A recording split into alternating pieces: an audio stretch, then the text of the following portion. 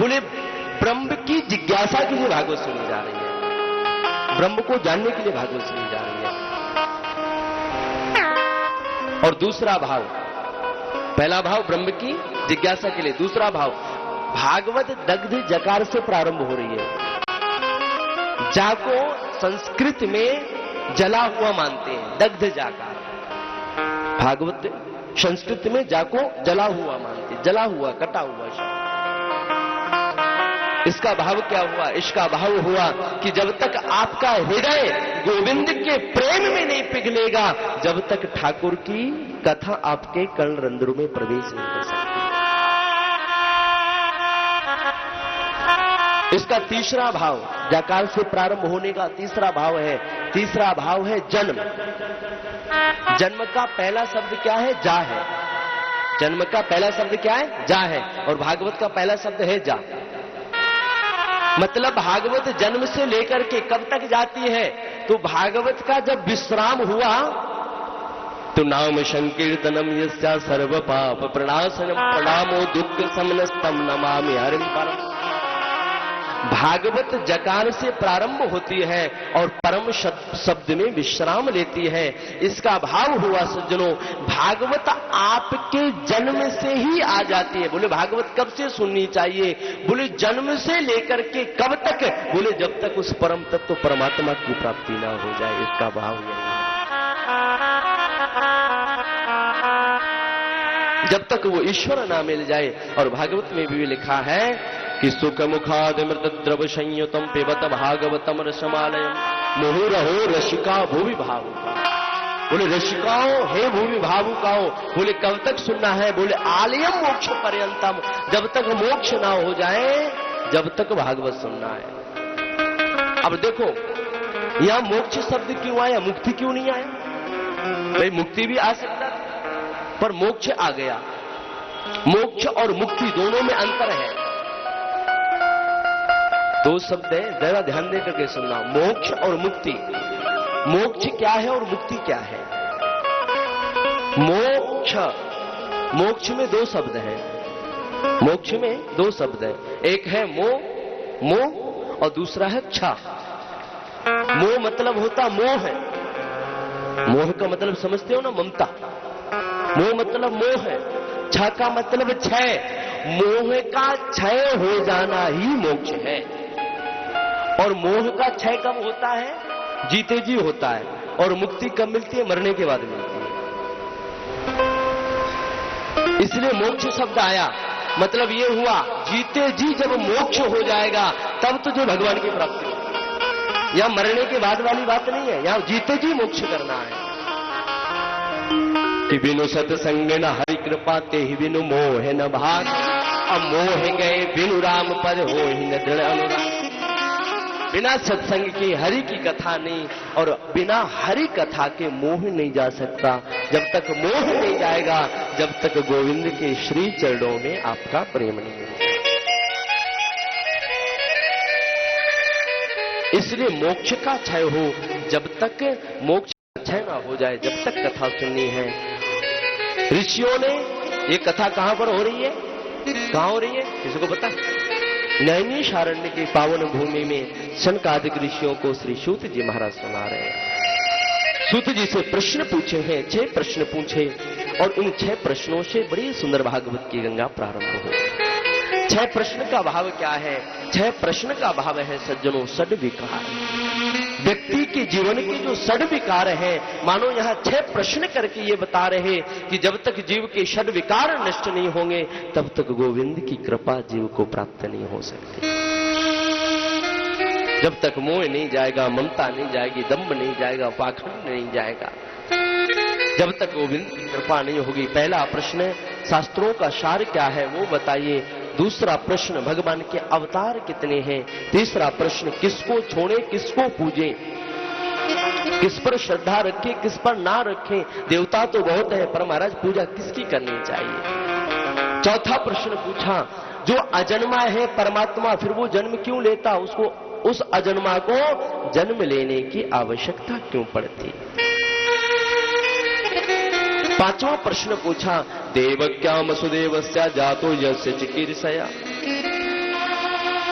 हमने सुना है कि देवकी के 7 ही पुत्र हुए थे, पर 8वां में बलराम जी को गिनती क्यों की जाती? बलराम जी 8वें में माने जाते। तो महाराज बलराम जी का जन्म कैसे हुआ, किस तरह से हुआ, कृष्ण का चरित्र कैसे आया, वो आप हमें विस्तार पूर्वक बताएं। और इसके बाद 6वां प्रश्न पूछा है कि ब्रूहि योगेश्वरे कृष्ण ब्रह्मणे धर्म वर्म स्वाम काष्ठाम मधुनोपेते धर्मकम शरणम। गुरुदेव जब इस धरातल को छोड़ करके भगवान अपने नित्य धाम वैकुंठ को गोलोक धाम को प्रस्थान कर गए, तो धर्म किसकी शरण गया? और प्रश्न पूछा कि जीव का सहज कल्याण, सहज मुक्ति कैसे हो सकती, परमात्मा की सहज प्राप्ति कैसे हो सकती? ये 6 प्रश्न पूछे। तब श्री सुखदेव जी महाराज कहते हैं कि देवताओं, एकमात्र तरीका है भगवान को प्राप्त करने का, और वो तरीका है भगवान की भक्ति। अगर जीव चाहता है कि मेरा कल्याण हो, तो पहला साधन है ठाकुर की भक्ति। और भक्ति भी कैसी होनी चाहिए कि सबे पुंसाम परो धर्मो यतो भक्ति रदोक्षजे अहेतु क्या प्रतिहता ययात्मा संप्रशीद। बोले कैसी भक्ति हो? अहेतु की भक्ति हो, निष्काम भक्ति हो, कुछ मांगने की आशा नहीं होनी चाहिए हो। अब ये नहीं कि हमने एक अगरबत्ती दी और लाखों की प्रॉपर्टी मांगने के लिए खड़े हुए हैं। 5 रुपए का भोग लगाया, 5 लाख की लॉटरी लग जाए महाराज, 10,000 का भोग फिर लगा दूंगा। व्यापारिक बुद्धि की भक्ति नहीं होनी चाहिए, अहितु की भक्ति हो। और अहितु की भक्ति में एक विशेष, यहां पर विशेष चीज बताई। बोले अहितु की भक्ति जब आएगी जब आपको गोविंद पर पूर्ण विश्वास हो जाए। रक्षस्यति विश्वास हो गोप्तित्र वर्णम तथा। जब तक ठाकुर पर विश्वास नहीं होगा तब तक अहितु की भक्ति भी आपके अंदर नहीं आ सकती। अहितु की भक्ति का भाव है सज्जनों कि भगवान से नहीं मांगना, बल्कि भगवान को ही मांगना है। अहितु की भक्ति का सीधा सा भाव आपको बता रहा हूं, भगवान से नहीं बल्कि भगवान को मांगने का प्रयास करो।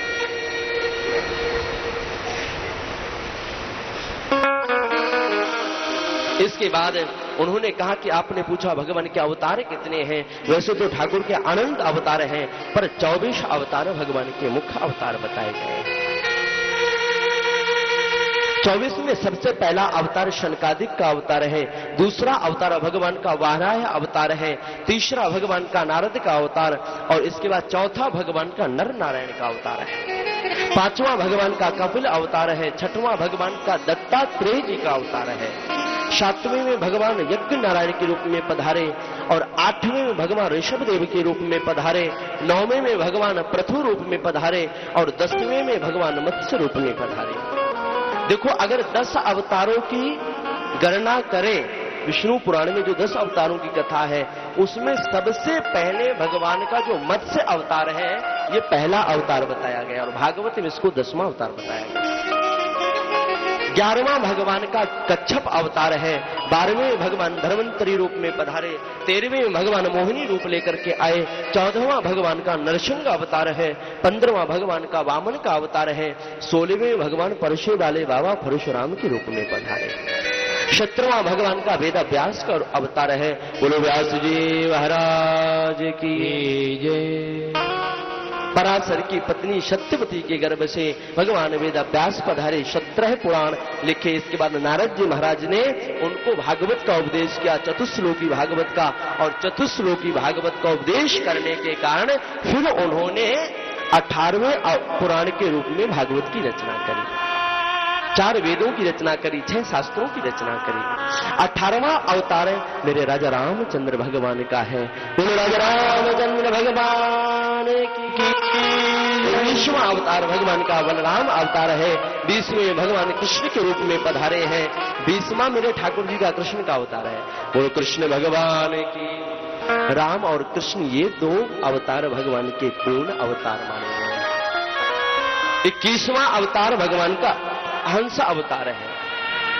हंस अवतार लेकर के आए और ब्रह्मा जी को हंसोपाख्यान का उपदेश किया, सनकादिकों को हंसोपाख्यान का उपदेश किया।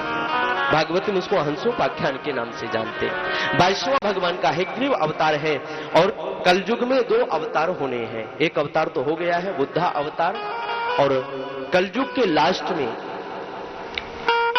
बिहार में विष्णु यश ब्राह्मण के यहाँ भगवान का कल्कि अवतार होगा। और कल्कि जब भगवान अवतार लेकर के आएंगे, काला स्वरूप होगा, सफेद घोड़े में बैठ करके हाथ में नग्न तलवार लेकर के दुष्टों का संहार करेंगे और मिलेच्छों का संहार करके पुनः सतयुग की स्थापना करेंगे।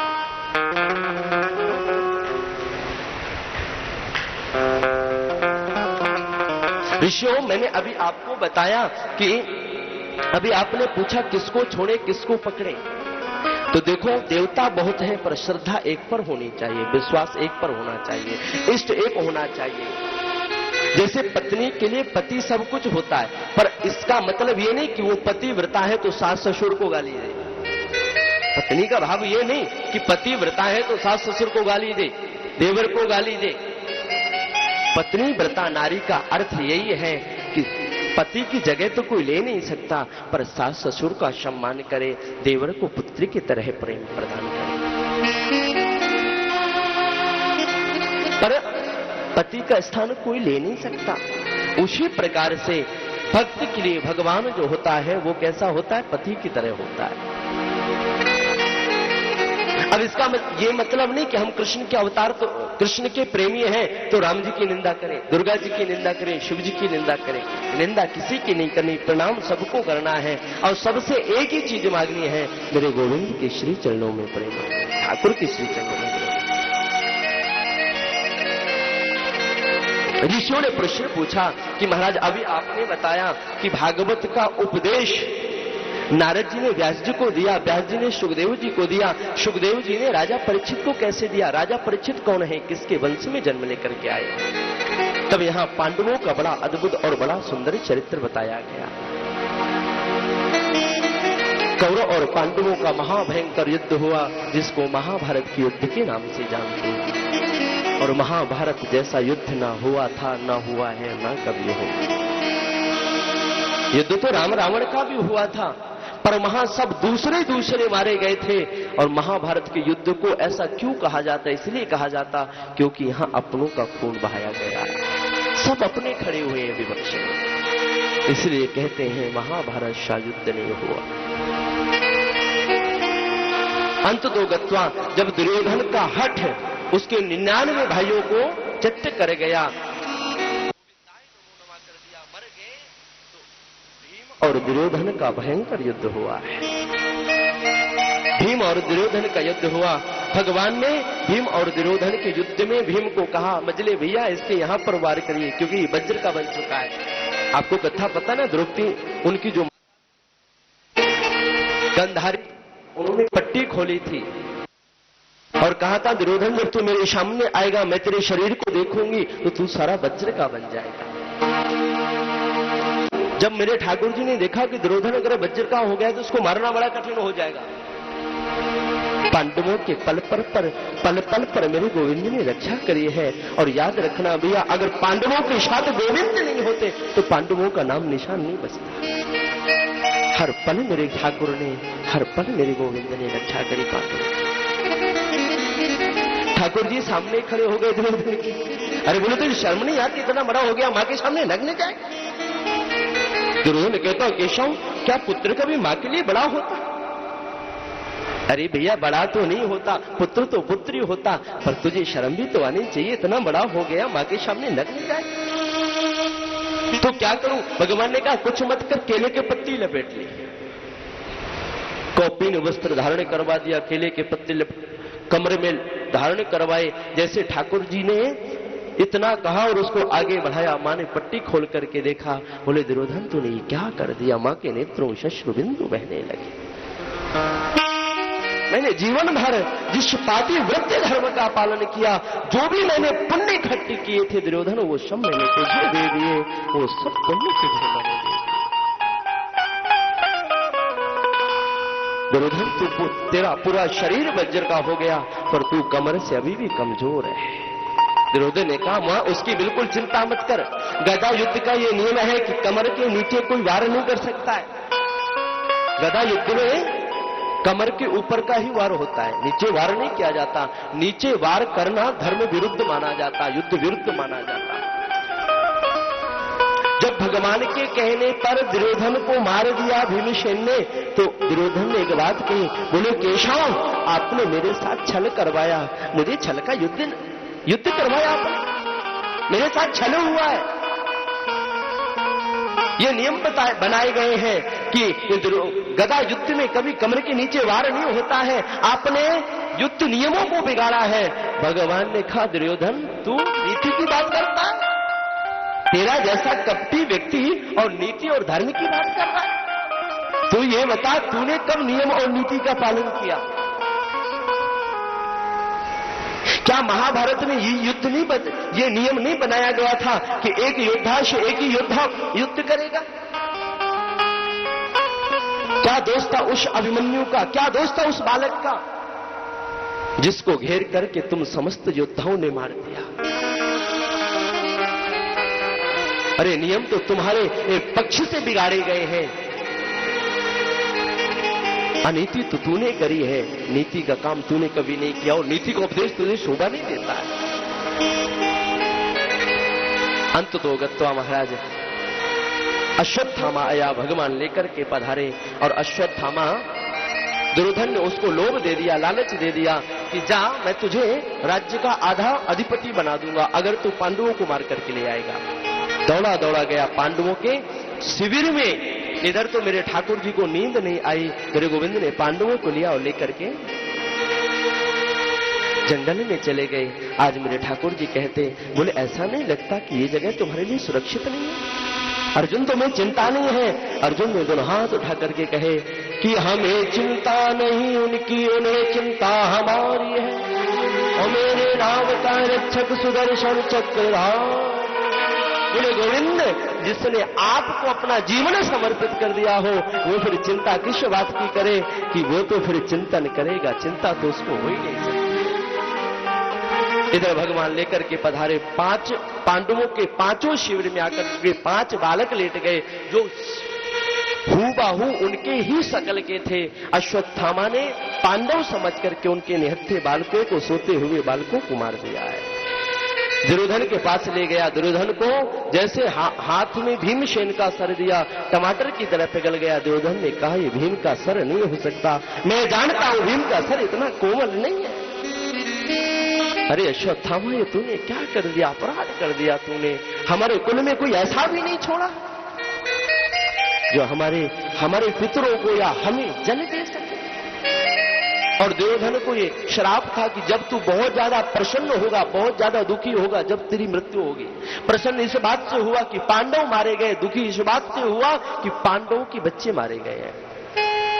बेहोश होकर के गिर गया और उसी क्षण उसकी मृत्यु हो गई। अश्वत्थामा भागा, द्रौपदी रोई है, 5 पुत्रों को देख करके ढल पड़े हैं, शरण नहीं है। रुदन किया, अर्जुन आए, अर्जुन ने सांत्वना प्रदान की और हाथ में गांडीव लेकर के ये प्रतिज्ञा की कि उस आतताई का मैं वध करूंगा। भगवान को लेकर के उस दिशा की ओर गए जिस दिशा की ओर अश्वत्थामा भागा हुआ है। और अश्वत्थामा ने जैसे देखा है अर्जुन आज काल का रूप लेकर के आ रहा है, हाथ में जल लेकर के ब्रह्मास्त्र को अभिमंत्रित किया है। पिता ने मना भी किया था, द्रोणाचार्य जी ने मना भी किया था कि अगर प्राण भी संकट में आ जाए तो कभी ब्रह्मास्त्र का प्रयोग ना करे, लेकिन आज गुरु अवज्ञा और पिता अवज्ञा दोनों अवज्ञा की है। हाथ में ब्रह्मास्त्र लेकर के अर्जुन की तरफ चलाया है। अर्जुन भगवान की शरण गया और निवेदन किया, गोविंद आज तक मैंने ऐसा अस्त्र नहीं देखा, क्योंकि अर्जुन ने कभी ब्रह्मास्त्र का प्रयोग नहीं किया। कौन सा अस्त्र है? ठाकुर के श्री चरणों में गिर गया। भगवान ने कहा, ये ब्रह्मास्त्र है, इसका प्रतिकार मात्र ब्रह्मास्त्र है, तू ब्रह्मास्त्र चला। जैसे अर्जुन ने ब्रह्मास्त्र चलाया, संसार जलने लगा महाराज। भीषण अग्नियां प्रकट हो गई दोनों ब्रह्मास्त्र से। भगवान बृहस्पति बधारे। बृहस्पति ने केशव से निवेदन किया कि हे गोविंद, आप तो जानते हैं अगर दोनों ब्रह्मास्त्र टकराए तो पृथ्वी का संहार हो जाएगा, पृथ्वी नष्ट हो जाएगी। और जैसे निवेदन किया गया है, भगवान ने अर्जुन को आदेश दिया, अर्जुन वापस कर लिया।